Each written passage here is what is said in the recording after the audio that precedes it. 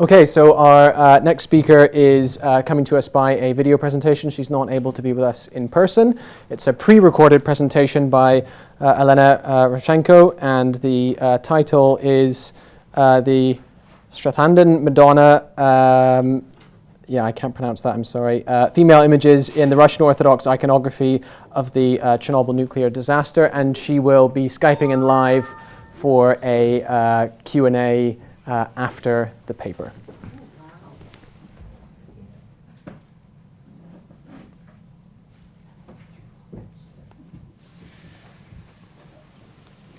30 years ago, on the border of the Ukrainian and Belarusian Soviet republics, occurred a massive nuclear disaster caused by the explosion of the Chernobyl power plant.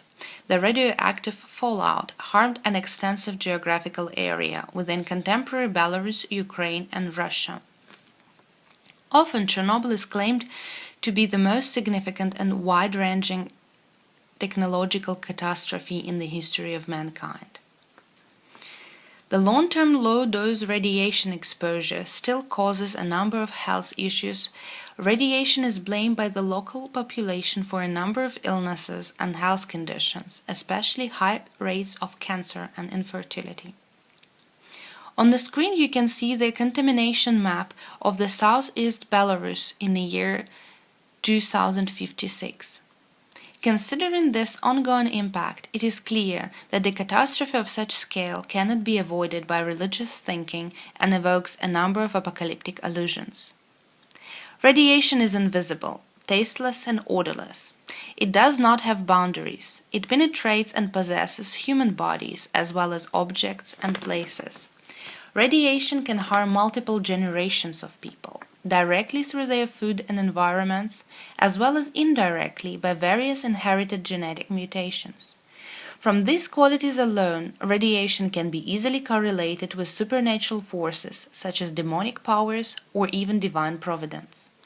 The text from the book of Revelation chapter 8 made the bond between the Chernobyl accident and explicit apocalyptic allusions even stronger. The biblical text reads, "The third angel sounded his trumpet, and a great star, blazing like a torch, fell from the sky on the third of the rivers and on the springs of water. The name of the star is wormwood. A third of the waters turned bitter, and many people died from the waters that had become bitter." The connection of this passage to the Chernobyl disaster is drawn through the name of the fallen star.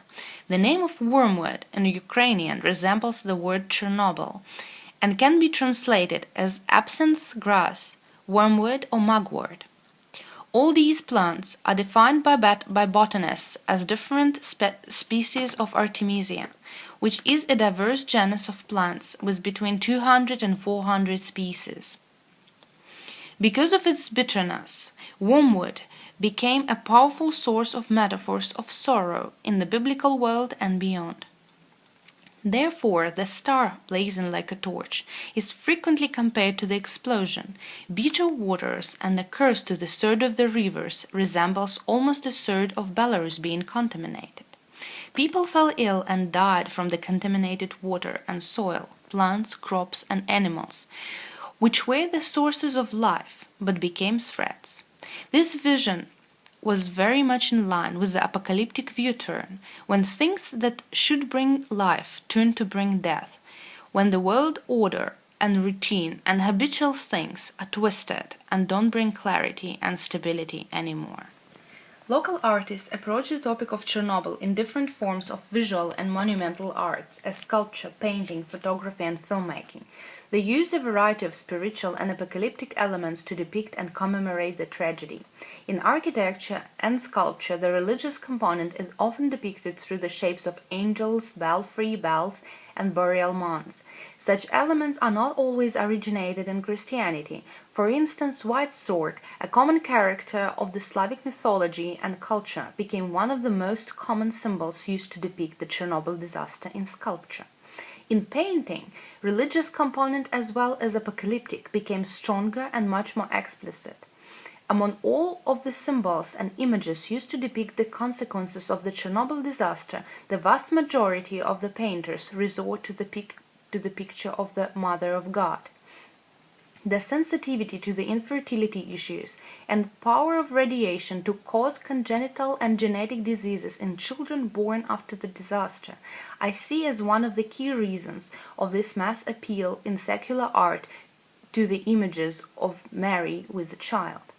Mary is envisaged as an average contemporary woman exposed to radiation, with a sick or sometimes even dead child. These images hardly can be included in official Orthodox practice as icons because of their non-canonical plot and implementation. Nevertheless, they have obvious religious motives, very often iconographic names, and take an important place in the cultural memory of the post-Chernobyl territories. There are many paintings of a similar kind. Here I will mention the most well-known and influential of them. In Belarus, the most famous among these artworks is the painting Madonna of Chernobyl by Mikhail Savitsky, who started in 1987 a set of artworks with the title Black Verity. Black Verity is one more possible way of not etymological but phonetical decoding of the Russian word Chernobyl. Черный is translated as black, and Byl as a true story. Savitsky has a deep interest to the Orthodox iconography and uses its elements in his works, as well as another Belarusian painter, author of some church frescoes and murals, Viktor Barabantsev. He created his version of Madonna of Chernobyl in 1989 after a personal trip to the exclusion zone. The Ukrainian painter, famous for his icons, Yuri Nikitin, creator of the Theotokos of Chernobyl, created in 1994 an artwork that focuses on Mary and a child if seen through radiography and surrounded by apocalyptic allusions. You can see how these artists use X-ray and gas mask to visualize the technological radiation threat to the very existence of humankind by applying it to the baby Jesus who represents all humanity. These artworks illustrate the disaster of people suffering from their own creation, which put the whole of God's creation in mortal danger.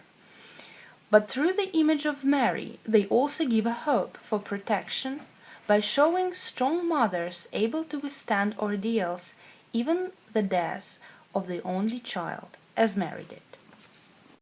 Besides the icons of the patron of the suffering from the Chernobyl impact and icons which are well known for providing miraculous healing to which people can resort in their prayers and supplications, there are about 20 different so-called Chernobyl icons.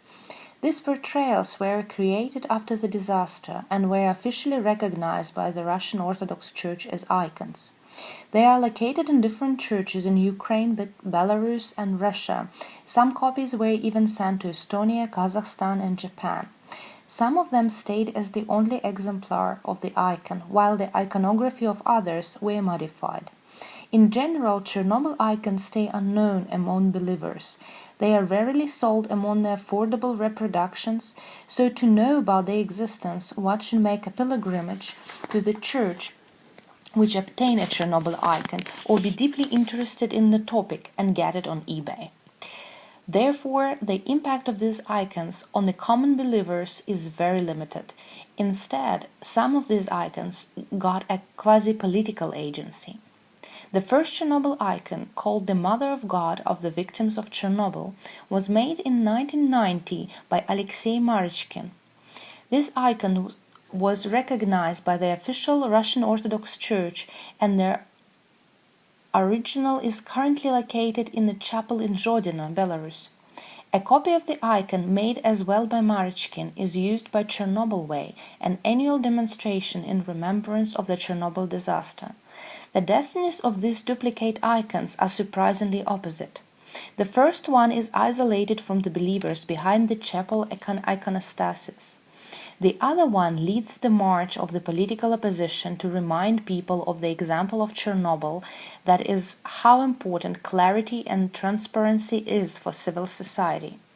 The prevailing political over prayerful agency of this icon is one more peculiar coincidence in the history of the Chernobyl iconography and religious perception. The iconography of the Mother of God of the victims of Chernobyl is strongly influenced by the iconographic tradition of depicting the woman of the apocalypse. This type of images was historically known in the Eastern Slavs region. In the panegyrics illustrations, the woman of apocalypse was used to demonstrate the victory over the demonic power of the political enemies. You can see on the screen two of these illustrations with a double-headed eagle behind Mary. Mostly these icons and sculptures depict the Madonna with or without the child, surrounded by sunbursts, sometimes of great brilliance. There are a number of iconographical motifs indicating this type of images. Mary is often depicted in a crown with the stars around it, and she is standing on the moon. The icons depicting Mary as the woman of the apocalypse became numerous in Germany in the beginning of 15th century and became the most famous in the Latin American image Our Lady of Guadalupe. As for the unique symbolism of the Marechkin's icon is the regular apocalyptic motifs are expanded with the exclusively Chernobyl symbols. In the center of the icon is the Mother of God with a child on her arm standing on the grass resembling wormwood. Behind her back are the rays of Chernobyl explosion and a sun overshadowed with the radiation symbol. Under the explosion, the folk of the contaminated territories is gathered. This icon is not canonical to the Russian Orthodox Church. Even in comparison with the artworks from the secular art, it does not have very many distinctions. Official recognition was not enough to make this icon naturally venerated by local believers. But the wormwood as a plant is brought into correlation with the Virgin Mary not only in this icon. On the icon called Appearance of the Most Holy Theotokos to the inhabitants of Chernobyl before the accident, describes a folk tale about the appearance of the Virgin Mary in the sky over Chernobyl. According to the local priests, many citizens saw an unusual blaze of female silhouette when the rain stopped, and it was an unusual silence. From an obscure silhouette, they could recognize the Mother of God in the position of Aranta. People have seen in her hands a bunch of dry grass, which she dropped on the wet ground. The local priest interpreted the vision as a prediction of a drought and a bad year. Afterward, in the iconography of this icon, this dry grass was depicted as wormwood. Nowadays, this icon is located in the Church of Prophet Elijah in Chernobyl. Due to the much more canonical look of it became a part of the praying practice there. In 2003 was created one more relic of the same church and the most well-known image among the Chernobyl icons, the Savior of Chernobyl or Chernobyl Savior. The idea of this icon belonged to Yuri Andreev, the president of the NGO Chernobyl Union of Ukraine. According to the official websites of the Russian Orthodox Church, he saw this image in his dream and asked for permission from the church for this icon to be painted.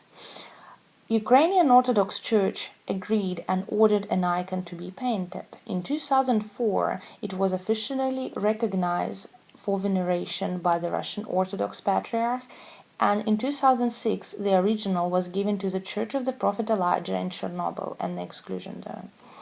The upper part of the icon is canonical and depicts the Mother of God, Jesus Christ, and Archangel Michael. In the lower part of the icon, in the foreground, in the central part is a Chernobyl pine tree.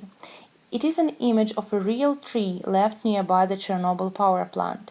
It became one of the apocalyptic symbols of Chernobyl. The tree is similar to the cross and to the trident, which is an emblem of Ukraine.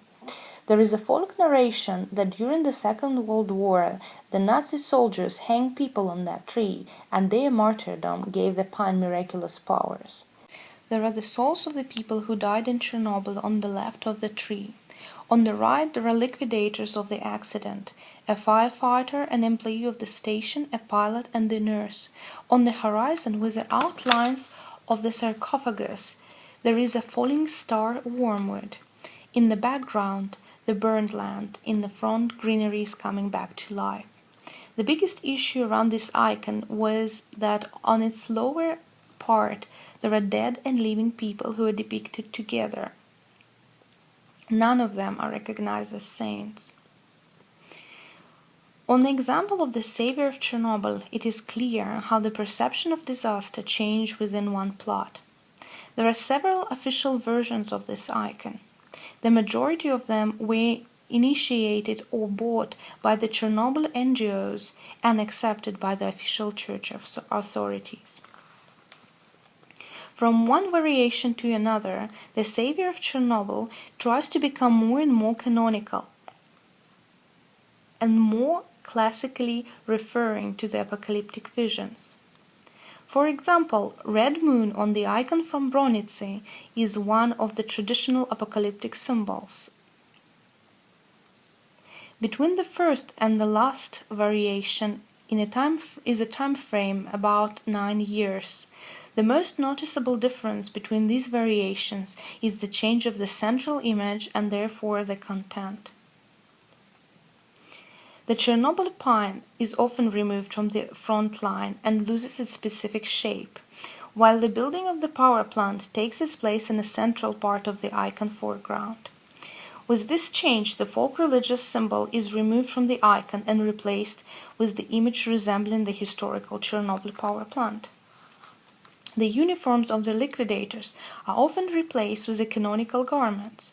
A firefighter and a pilot are depicted in the clothes of warriors. The landscape and the general tones of the icon became more canonical as well. Together with the pine tree as a folk religious element, from the icon was removed distinctive for the folk religion inclusion of both genders in a religious space. The figure of a female nurse that was placed among liquidators is removed from the latest icon made for Moscow. Faceless souls of the people who died as a result of Chernobyl accident on the left acquired faces, and the figure of mother with a child is placed in front of them. This, however, while preserving a female image on the icon, rapidly changed its content. A woman who was on the side of the liquidators is replaced from the active participants to the passive suffering side. Her agency changed. Professional help and the voluntary sacrifice of her house for others is substituted with a more traditional female role, the role of motherhood. On some of the copies from the original icon, the skirt of nurse is replaced by pants, which turns her into male doctor figure, as you can see now on the copy from Kazakhstan. On the Moscow version of the icon, the apocalyptic motif stayed manifest by become less strained. On the version from Novosibirsk, Tomsk, and Omsk, the wormwood star is removed completely. There is a variation of the icon in Novosibirsk which has a different composition. Jesus Christ is in the middle and all the people are moved to the left. Among them there is a new female image, a lady in peasant clothing with her husband. This couple underlines the severe ecological impact of Chernobyl and suffering of those whose farming land was taken away by radiation. In conclusion, I can say that in recreation of Chernobyl icons, a lot depends on the icon painter. There are various ways to make the icon more canonical. Novosibirsk and Tomsk icons increased the figure of Jesus and united all the people in one side of the icon without exclusion, but even with addition of new characters. Moscow took a different way of improving the icon by the Byzantine style and the traditional gender role separation. In the last years, Chernobyl icons are more and more in demand, and new copies were made almost every year after 2006. More people obtain interest in them and become curious in how we want to depict this recent event, through which values and which images.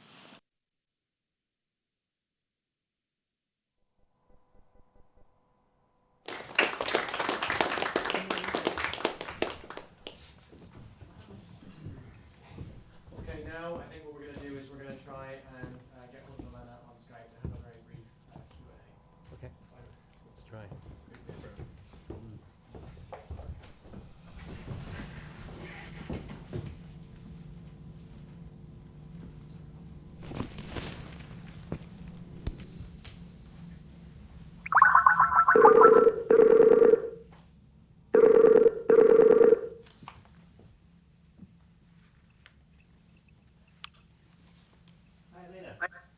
Hello. We've just played your presentation, so we're going to have a quick question and answer session. Everybody is here. Can you see them? Can you hear me? Elena, can you hear me? Yes. Can you? We can hear you fine.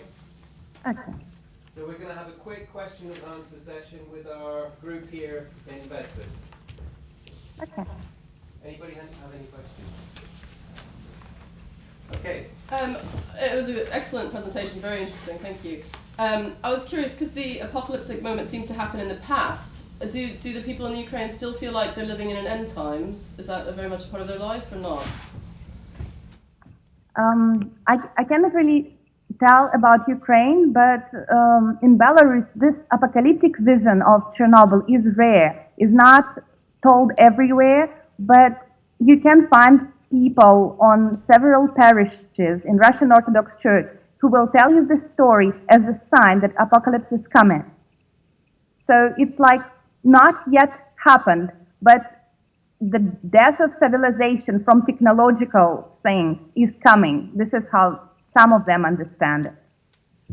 And what do the Orthodox leaders think about that interpretation? Are they okay with it? When the Chernobyl explosion happened and those parallels to the star wormwood started to be mass ideas, some of the authorities asked the priests to publish in newspapers articles about how wrong it is to understand Chernobyl like that. So majority of sources I can find are very negative to it, but at the same time, the fact that icons are blessed and they spread through the structure, official structure of Russian Orthodox Church, shows this ambivalence that official church allows those vernacular, those folk elements to be part of it because people demand it, and not people personally, but mostly Chernobyl NGOs. Yeah, go ahead. Given the centrality of icons for the Orthodox Church and Orthodox practice, what does this signify for the changing nature of the church itself, if there is an allowance for such a passionate event to be included into the icon making tradition? Mm-hmm.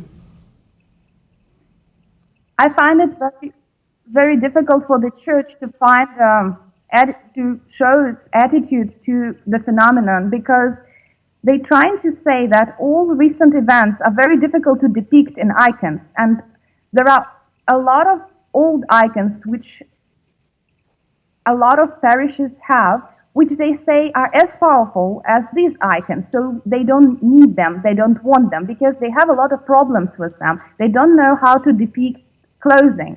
They don't like certain elements and apocalyptic allusions to it. But because Chernobyl NGOs are really looking at these icons as the memorial, as a sign of their acceptance to the society and things like that, church kind of allows it, but in selected parishes, not everywhere. So it's not global thing. It's more the head of the parish makes a decision. Male. Anybody else? In calamities like this, the challenge of the church is to provide a narrative or an explanation, maybe it's judgment or it's forsakenness or a warning. I'm wondering if these icons were part of that response, and during that period of time, did people turn to God or away from God generally? Was there a renewal in in religious life in that area? At the point of time when Chernobyl exploded, the country was mostly atheistic. So majority of people who went, liquidators who went to Chernobyl, also were atheistic, at least officially. And the few newspaper articles which appeared afterward contained sometimes those religious allusions as well. One of them said, "In the flame of Chernobyl, we saw our atheism burning." So there were a lot of changes, and the fact that Chernobyl disaster happened on the eve of Palm Sunday also was like a religious sign for a lot of people who were getting ready to celebrate Easter. So for some of them, it became a reason to join the church, but for others, for sure, the apocalyptic allusions are not a part of their religious Christian life, so they don't see the event like that. And it didn't change their attitude, it more annoyed them because they saw it as very folk understanding. Elena, thank you so much. Unfortunately, we're on a steep time schedule, but I really appreciate you. I'm sure everybody else really appreciates you.